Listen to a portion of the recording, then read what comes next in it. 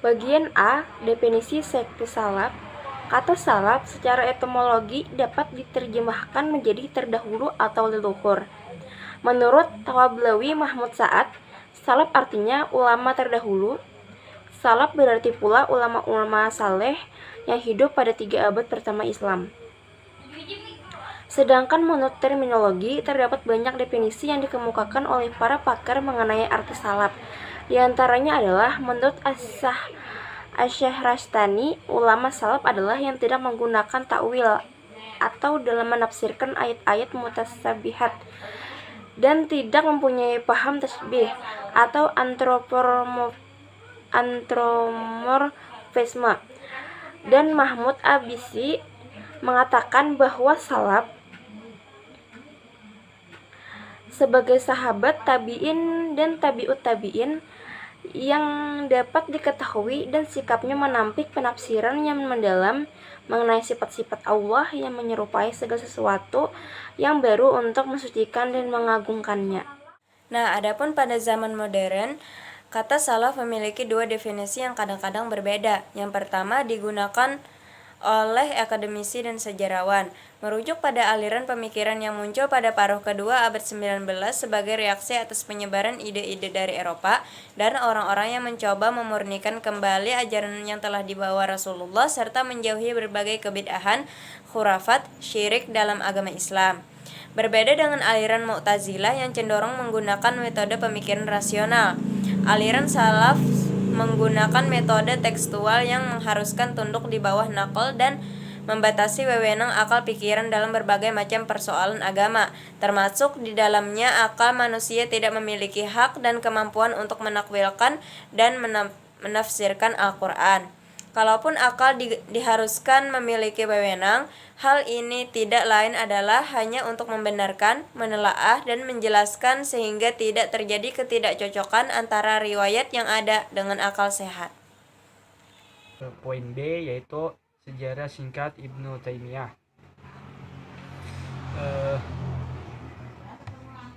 Nama lengkap Ibnu Taimiyah adalah Ahmad Taqiyuddin Abu Abbas bin Syihabuddin Abdul Mahasin Abdul Halim bin Abdissalam bin Abdullah bin Abi Qasim Al-Khadar bin Muhammad bin Al-Khadar bin Ali bin Abdullah. Nah, jadi di mana beliau ini mendapatkan nama Taimiyah? Nah, beliau mendapatkan nama Taimiyah ini dinisbatkan kepadanya karena moyangnya itu yang bernama Muhammad bin Al-Khadar melakukan pada saat itu melakukan perjalanan haji melalui jalan Taimiyah. Nah, sekembalinya beliau itu dari haji, beliau mendapati istrinya melahirkan seorang anak wanita yang kemudian diberi nama Taimiyah. Nah, sejak saat itulah keturunannya dinamai Ibnu Taimiyah sebagai peringatan perjalanan haji moyangnya itu. Nah, Ibnu Taimiyah ini dilahirkan di Harran pada hari Senin tanggal 10 Rabiul Awal tahun 660 Hijriah, dan beliau ini meninggal di penjara pada malam Senin tanggal 20 Zulqa'dah 729 Hijriah. Nah, Ibnu Taimiyah ini merupakan tokoh salaf yang ekstrim. Kenapa beliau disebut tokoh salaf yang ekstrem? Karena beliau ini kurang memberikan ruang gerak pada akal. Beliau ini adalah murid yang muttaqi, wara, dan zuhud, serta seorang panglima dan penentang bangsa Tartar yang pemberani. Beliau dikenal sebagai seorang muhaddis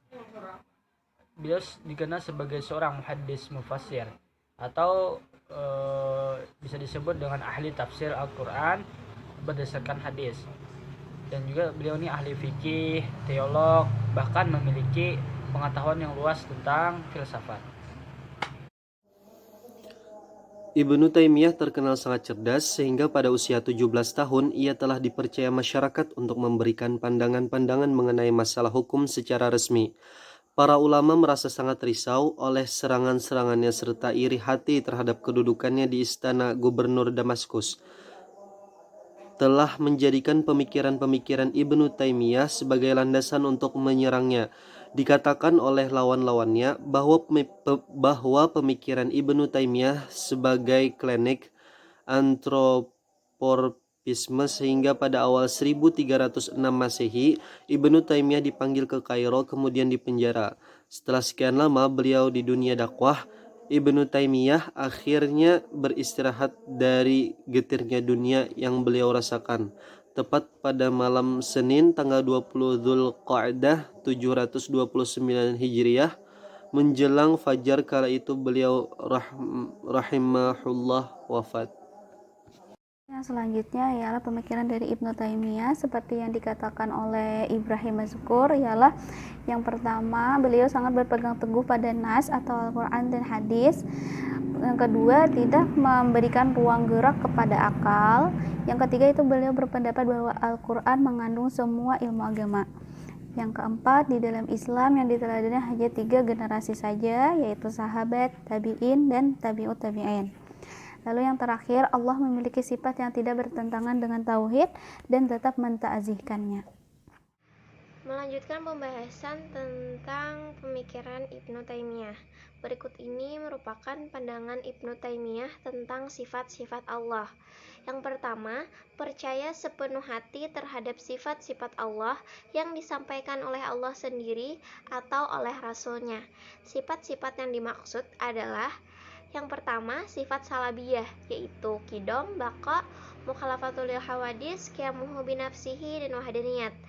Yang kedua, sifat ma'ani, yaitu kudrat, iradat, ilmu, hayat, sama, basar, dan kalam. Yang ketiga, sifat khabariyah, sifat yang diterangkan Al-Quran dan hadis walaupun akal bertanya-tanya tentang maknanya, seperti keterangan yang menyatakan bahwa Allah ada di langit, Allah di arsy, Allah turun ke langit dunia, Allah dilihat oleh orang yang beriman dari surga kelak, wajah, tangan, dan mata Allah. Yang keempat, sifat idafiyah, yaitu sifat Allah yang disandarkan, diifdatkan kepada makhluk seperti Rabbul Alamin, Khaliqul Kaun, dan lain-lain. Yang kedua, pemikirannya tentang percaya sepenuhnya terhadap nama-namanya yang Allah dan Rasul-Nya sebutkan seperti Al-Awal, Al-Akhir, dan lain-lain. Yang ketiga, pemikirannya tentang menerima sepenuhnya sifat dan nama Allah tersebut dengan A. Tidak mengubah maknanya kepada makna yang tidak dikehendaki lafaz. Yang B. Tidak menghilangkan pengertian lafaz. C. Tidak mengingkarinya. D. Tidak menggambar-gambarkan bentuk Tuhan, baik dalam pikiran atau hati, apalagi dengan indera. E. Tidak menyerupakan, apalagi mempersamakan sifat-sifatnya dengan sifat makhluknya. Min ghairi tamsi rabbal alamin. Berdasarkan alasan di atas, Ibnu Taimiyah tidak menyetujui penafsiran ayat-ayat mustabihat. Menurutnya, ayat atau hadis yang menyangkut sifat-sifat Allah harus diterima dan diartikan sebagaimana adanya, dengan catatan tidak taksimkan, tidak menyerupakannya dengan makhluk, dan tidak bertanya-tanya tentangnya. Dalam masalah perbuatan manusia, Ibnu Taimiyah mengakui 3 hal. 1. Allah pencipta segala sesuatu termasuk perbuatan manusia. 2. Manusia adalah pelaku perbuatan yang sebenarnya dan mempunyai kemauan serta kehendak secara sempurna sehingga manusia bertanggung jawab atas perbuatannya. 3. Allah meridai perbuatan baik dan tidak meridai perbuatan buruk. Dalam masalah sosiologi politik, Ibnu Taimiyah berupaya untuk membedakan antara manusia dengan Tuhan yang mutlak. Oleh sebab itu, masalah Tuhan tidak dapat diperoleh dengan metode rasional, baik metode filsafat maupun teologi. Begitu juga keinginan mistis manusia untuk menyatu dengan Tuhan adalah suatu hal yang mustahil. Dikatakan oleh Watt bahwa pemikiran Ibnu Taimiyah mencapai klimaksnya dalam sosiologi politik yang mempunyai dasar teologi. Masalah pokoknya terletak pada upayanya membedakan manusia dengan Tuhan yang mutlak. Oleh sebab itu, masalah Tuhan tidak dapat diperoleh dengan metode rasional, baik metode filsafat maupun teologi. Begitu juga keinginan mistis manusia untuk menyatu dengan Tuhan adalah suatu hal yang mustahil.